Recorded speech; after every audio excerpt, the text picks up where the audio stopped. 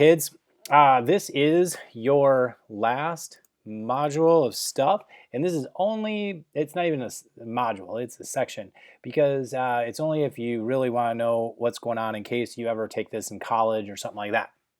So this is called externalities. Externalities are simply something extra is being produced. So if you look at this, what we're doing is we're trying to find our marginal social cost and our marginal social benefit. And when we are at that particular point, that's going to be efficient for us. So for example, if someone is producing something and then they also produce something that's negative, so they're going to produce, let's say, pollution along with it, maybe their costs aren't really talking about just like the actual cost to make the product. Maybe they should be talking about, well, what is it going to cost society in extra healthcare or something along those lines as well. So as you look at this, the external cost of pollution, that is an uncompensated cost that an individual firm imposes on others. This is also called a negative externality, but it's basically something negative is happening even though you're producing whatever it is, you're just not taking into account that particular extra thing.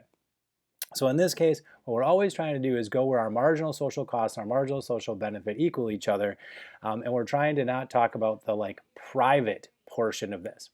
So in a like best case scenario, you should fix something. Like if your neighbor is causing you a problem, like you should go fix that with your neighbor, right?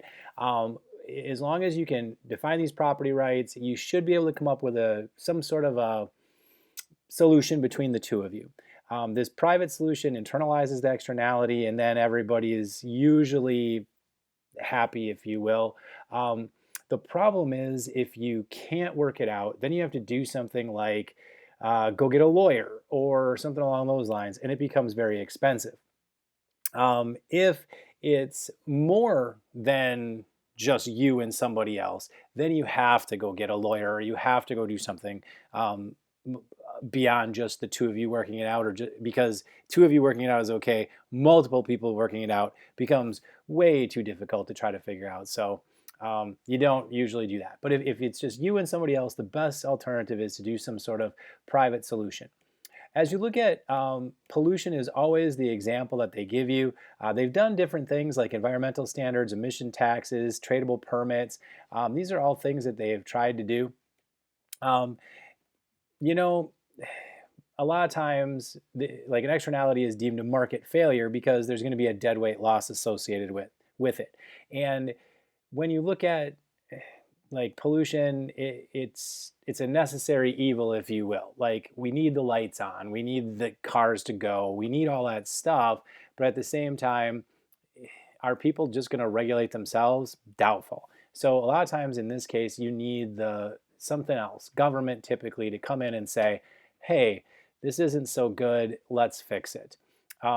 You can do that with like a tradable permit situation, but then what happens is the government still has to issue the permit. That's a market solution then afterwards, because as soon as the permits are issued, the businesses can trade them or pay for them or whatever they need to do with each other to give that permit value. But what you set those tradable permits to is how much pollution you feel is acceptable in society as a government, and then you go from there. This is what a negative externality looks like. As you can see, like I'll try to graph this one out over here right above. As you look at it, what's going to happen? You have this one here, which is your marginal private cost. So this is private. This is if a business was just producing themselves, etc. And then what you have here is the demand, but this is the marginal social benefit. Okay, so now we have a private cost, but we have a social benefit to us. And then as we look at this, when there's something negative produced, we have the cost to society. So this is our marginal social cost. Now what happens? This amount right here is what's going to be produced, P1, Q1, if nobody does anything about it, right? Or not anything about it, but like nobody messes with it. That's just what's going to happen. But that's not what should happen if society was to be the happiest.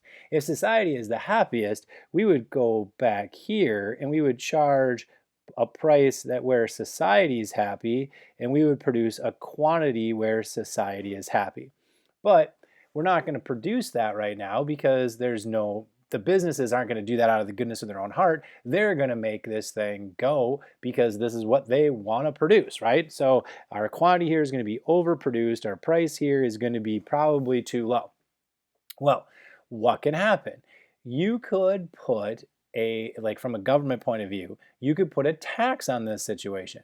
So if you do that and you tax this good, this amount, right? Whatever this distance is vertically, you will cause this new equilibrium to exist, and that tax then, in terms of coming in, will be here.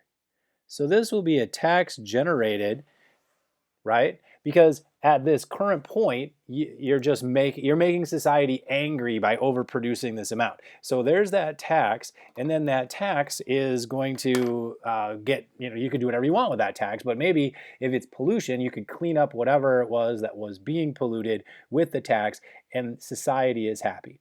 Now, if there was no tax and anything and nothing else was happening, this triangle up here, this triangle is actually a dead weight loss to society, okay? That triangle as a dead weight loss, it's a problem because we are overproducing, and society actually at that quantity would want to be charged more. Like the cost of society is too high, in fact. So what happens when you put this tax on, so when that box happens, this box causes this triangle to go away. So in reality, your dead weight loss now just went away. And that tax is one of the very few efficient taxes that can happen because you fixed the dead weight loss to society by adding the tax on there, which just seems crazy because usually when we talk about taxes, we would say this triangle here is a dead weight loss, but it's not. That triangle, society doesn't want us to produce out there anyway. It's causing some kind of a problem. So how does this look in real life? Well, we have the Fox River. The paper company comes in, polluting the heck out of the river, and then all of a sudden you have, people have jobs, yes, but then all of a sudden little kids have tumors. And everybody's like, oh my gosh, where'd the tumors come from? And then someone comes out and says, oh my, it's because they're polluting the Fox River. And then somebody's like, oh man, you know what we should do? We shouldn't pollute the Fox River. Maybe let's go clean the Fox River up.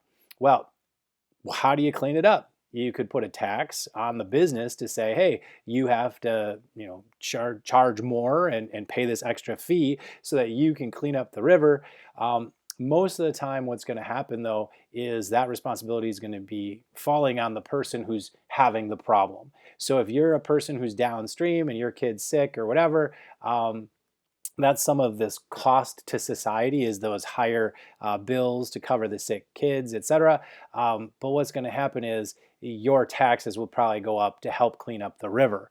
And one of the problems with externalities is very few times is the actual person who's causing the problem going to be the person who comes up or pays for the solution. It always has to be government enacted, and then typically what's going to happen is the people that are being affected are the ones that get hit instead of the people doing the thing that was infecting or causing the problem. And that's just kind of how life works. A Pigouvian tax would fix it. Pigouvian simply meaning per unit, right? So this is a per unit tax that has to fix this. As you produce more, you need to get taxed more. As you look at positive externalities are exactly the same thing, except in a positive externality sense, you're seeing something that's happening that's causing a benefit to society. And this benefit to society is sort of like unseen or hard to determine. So what happens in that case is we tend to under produce. So in this case, we got the same graph. We have a supply curve here, and in this case, this is my marginal social cost. And then when I go here, this is my marginal private benefit. Okay, so we're talking about cost to society, benefit privately, and then I have a price and a quantity. And in this case, my price is here at P1, I'm producing here at Q1. So let's say this is something like a vaccine. Good to talk about vaccines in a time of like crazy, COVID-19 or whatever, but it could be something as simple as the flu vaccine. So then what happens?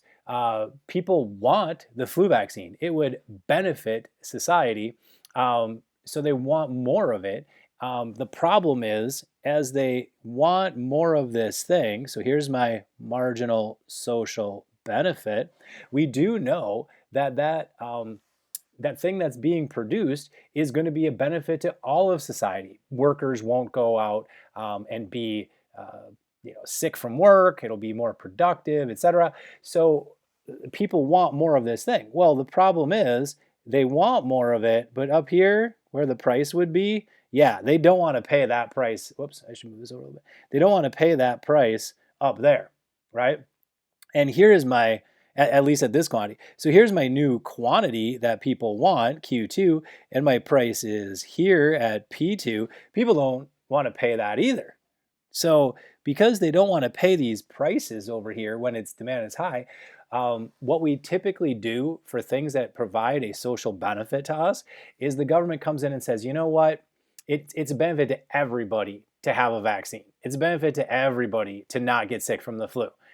Because as soon as we get most people with a vaccine, the other people that choose not to, or maybe herd immunity granted, and it just benefits all of society. Well, when that happens, you can subsidize this down to your private benefit, and this box becomes a subsidy that the government has to pay out, which might be, let's say the vaccine costs, out of your pocket, it costs $10, but what you don't realize is it really costs $20 and the government's kicking in the other 10. So this right here, that subsidy goes to like the business or whatever it is that's producing this particular vaccine so that everybody has the vaccine, and that is, a positive. Now, what happens with my dead weight loss again? Well, in this case, my dead weight loss was up here. Okay, that was a dead weight loss to society because society was not being able to get what society wanted at Q1. So this triangle, it's hard to see here, that's red, but it doesn't show up very good. That was my dead weight loss up there. When I put this subsidy on, that dead weight loss goes away. And again, this becomes a positive for everyone in society to have a positive externality. Best examples of positive externalities, a vaccine's a really good one, but so is like a lighthouse. Anything that you're not really paying for it, but you get it and are happy with it. Maybe your neighbor's unprotected Wi-Fi. Hop on there and you get free internet or something like that. That would be a positive externality. You're not paying for it, and it's giving you some kind of positive thing as a result. Let's see, network externalities. That just simply, it kind of deals with the same situation, except in a network externality sense, you end up with the network causes whatever it is to be better. So for example, like the more people using Facebook makes Facebook better. The more people using TikTok, Twitter, whatever, makes those things better. So the network is causing a benefit to you, more people on there. There's a video, I can post that for